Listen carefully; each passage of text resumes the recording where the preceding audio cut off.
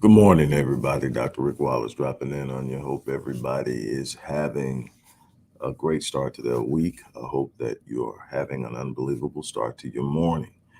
Look, I'm not going to be long on this morning's motivational moment and inspirational moment, whatever you find it to be for you. But I will be real quick in reminding you that there are some programs that we are offering through the Visionetics Institute that can be beneficial to helping you get your dream, your vision, your situation started, or just helping you put yourself in a situation to supplement some things you are doing as far as streams of income. That's going to be in there also, even though it's not in the description box. I'll probably come back and add it after the video. But don't forget, this month we launched a 3-year project that's been in the making, and it is Savage in 6, which basically means savage in 6 weeks, going from a place that you're not satisfied with to a place of a clear vision, a clear focus, a clear direction, and momentum in 6 weeks. It is based off of requests that I was receiving from a number of people interested in working with me to create a more concise and shorter, intensified version of some of the things I was doing with long-term work that I normally do with my clients, something that I prefer. I believe in building and constructing the life that you want, and that takes time. But this program, it took me a while to figure out how I could be immensely successful at it based on how I like to construct things, and I put it together, and I'm excited about it. It's not in there, but it's called Savage in 6. If you want to work with me and you think it would be something you're interested in, the email address is in there. I think I'll come back later and put it in so you can see what's going on. But the email address is in there. You can email that address and I will respond to it.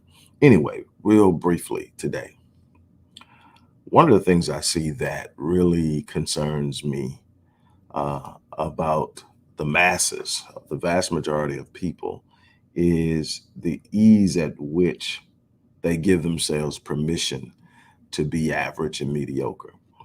And some people are even offended that I don't think average and mediocre is acceptable. See, that comes from a state of mind and a literal cultural paradigm that has taught people that being average is okay. It starts in school.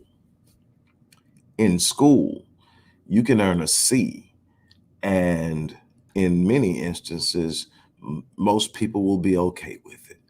Unless you come from a home where excellence is demanded and a C is absolutely unacceptable. I have a friend now who has younger kids. Most of my kids are moving out of the school life, except for one, within a couple of years. But he has a couple of younger kids, and his rule, if it's not an A, it's an F. And people are saying you're being ridiculous, you're being hard.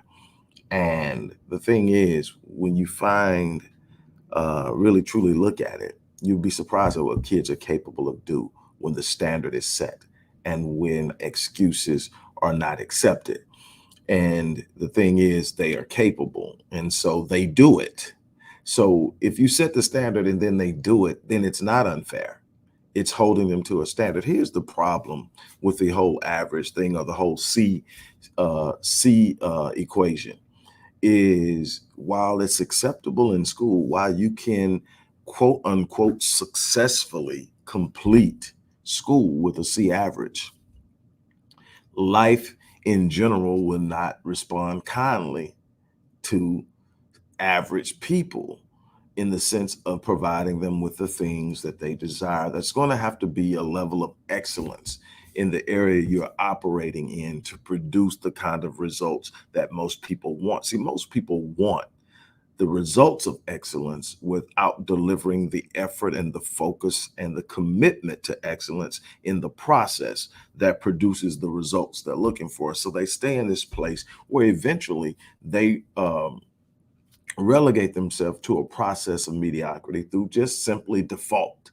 I'm going to show up and do what everybody else does. I'm going to show up, do just enough not to get fired. I'm going to show up and do just enough where it seems to be okay. I'm going to show up and do just enough where people feel I'm working. And then I'm going to receive the consequences of that. And so when you do what everybody else does, you get the results of what everybody else gets. And then you become a part of what's known as average. Now, in order to be above average, you got to do things that most people aren't doing. You got to be consistently engaged in things that most people aren't willing to be engaged in. You got to be willing to make some sacrifices that the average person isn't willing to make. You got to sit up and say, "Man, I really want to go hang out with so and so and have some fun this weekend, but I need to study. I really want to go do this, but I need to be working on this project. I would really love to spend this going here or doing that, but I really need to invest it in my business. I need to be focused. I need to wake up while everybody else is watching the latest reality show. I'm going to read my second book for the week. I'm going to be focused on expanding my mind, uh, it, uh, training my creativity and imagination to produce things that the average person isn't even focused on producing. That's how you elevate yourself. That's how you move yourself out of the spectrum of average. When I malign average and mediocrity, I'm not maligning people. I'm maligning behavior. I'm maligning results because you weren't put here to be average. You weren't put here to fit in. You weren't put here to be what everybody else. You were put here to excel. You were put here to make your imprint on this world. And then society has convinced you because society benefits from your mediocrity. See, somebody who has a vision, who's willing to go out and actually make their vision happen, needs somebody who's thinking from an average C mindset. Why? Because they're going to take that person, plug them into different places in their vision, and get the work and the energy and effort that they don't have the time for or the energy for. So they're going to utilize people without the ability to see themselves doing excellent and extraordinary things to achieve their results. And so here's the thing. You have to hold yourself accountable. Stop giving yourself a pass. Stop letting yourself slide. Stop looking and saying, you know what, man, I would really love to be here. But because see, you said where you want to be. There's something inside of you that's telling you that there's something more out there. There's something inside of you that's telling you that there's a level that you can reach. But what has happened? You've given yourself permission not to be there. Well, this has happened in my life, or this has happened, and I would have done it, but there are all these buts to the bottom line is there are no buts. An excuse is an excuse. And the truth of the matter is, you know what? The only person that an excuse sounds good to is the person who's giving it. If you were on the other side of people, on the other side where people were hearing your excuses, you would know exactly what they thought of them. The same way you feel when someone's giving you an excuse about something you expect them to do. So what do you mean? You need to stop making excuses. You need to stop giving yourself a pass. Stop letting yourself slide. Yeah, I'm not saying that you won't wake up every day, look at your life, take an introspective examination of where you are and determine I'm not where I want to be. I do that every day. I wake up every day and I assess where I'm at and say, man, I'm not where I need to be. But there's no, well, man, I'm doing okay. Well, man, ain't many people, have started as many companies you and brought them to profitability.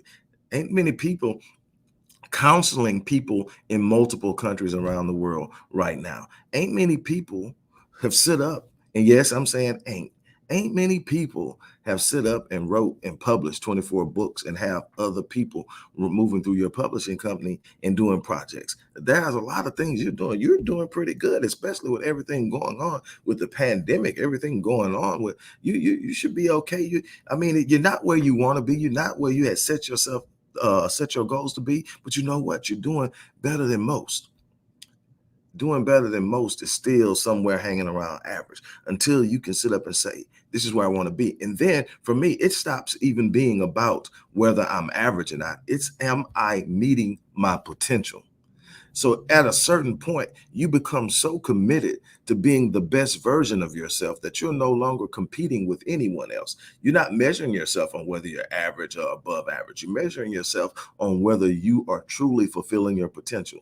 Are you reaching the potential and actualizing the potential, activating and actualizing the potential that you have? That's the question. Are you doing that? If not, then you reach down and say, there's more to do. Every day I wake up and say, there's more to do. There's more I need to learn. There's more ways that I can focus. There's more things that I can sit up and be. Are there some things that I can sit up and remove from the equation that are bogging me down? Or are there some things that I need to be sharper at?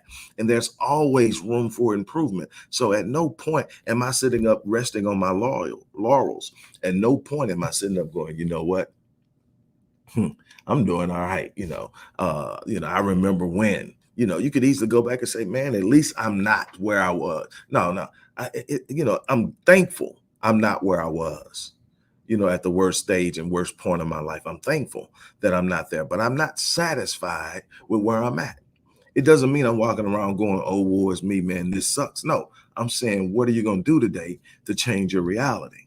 What are you going to do today to be better than you were yesterday? That's my goal every day, to wake up and do something in this life that puts me in a position to be better than I was the day before, learn something and grow, develop in some area in my life, because I've learned that I don't get in this life what I want. I get in this life who I am and what I'm able to become. I can say I want something all day long, but until I become the person capable of doing it, it's just wishing. So I put in the work. I train, I develop, I learn, I read, I write. All of the things that I've accomplished comes from a consistent effort to be better, a consistent effort to make an impact, a consistent effort to be a part of solutions, not just in my world and in my life, but for as many people as I can help, because I understand the powerful law of reciprocity. I understand how me serving and pouring into the lives of others would return to me. And so it's this thing. What are you doing with your life? Stop giving yourself a pass just to exist. Stop making up excuses and justifying something in the truth. If you're really truthful and honest with yourself, you will tell yourself, you can do better. And if you're honest with yourself and you ask yourself, can I do better? And the answer is honestly yes, then you are failing yourself. You are failing your family. You are failing God. You are failing the designer. It's that simple. Pick up your head, pick up your vision, dust it off, pick up your drive and rekindle it and put in the work. It's that simple. I'm going to leave you on this note. You got on a good note between 75 and 95 years on this planet if everything goes well. Some will get a few more years, some will get a lot less. The thing is, you don't know when that day is coming. So you don't get to put off for tomorrow what you're going to do today. That's how procrastination takes place. It comes from a place of arrogance that thinks you know how long you have. See, that's what procrastination is. It's the arrogance that believes I can put off for tomorrow what I should be doing today and get it done tomorrow. It's the arrogance of believing that tomorrow is promised. Don't take your gifts to the grave with you. Don't take your potential to the grave with you. Make today the day that you change your life. Make today that day that you sit up and you look back 20 years from now and say, man, I'm so grateful that I decided to raise the standards of my performance, to raise the standards of my expectations for myself, to raise the level of accountability that I'm applying to myself in this life, because the reward has been so tremendous. I am leaving this world a legacy, and I'm going to keep building until I leave. I tell her, you know what I say, almost after every speech, after every video, it's simply, I live my life on full so that when I leave this place, I die on E. I'm challenging you to do the same thing. Don't forget, if you're looking to work for me, check out the description box. If you want to check out that new Savage and Six, email me. On that note, I'm out of here.